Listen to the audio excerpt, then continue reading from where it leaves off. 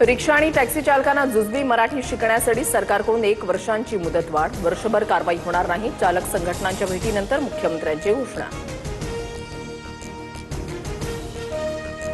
अमराठी rickshaw taxi चालकांबाबतचा मंत्री प्रताप सरनाईकांचा निर्णय मुख्यमंत्री फडणवीसांनी फिरवला. शिंदेंचे मंत्री नाराज असल्याची चर्चा. निर्णय घेताना फडणवीसांनी विश्वासात न घेतल्यानं शिवसेनेत नाराजीचा सूर. सूत्रांची माहिती. परिवहन मंत्र्यांनी मोड बांधली म्हणून चालक मराठी शिकले. मराठी भाषा शिकवण्याचं अभियान सरनाईकांनी सुरू ठेवलं. मराठी भाषेचा प्रसार इतर भाषिकांमध्ये होतोय याचं समाधान. उपमुख्यमंत्री एकनाथ शिंदेंचं भाष्य.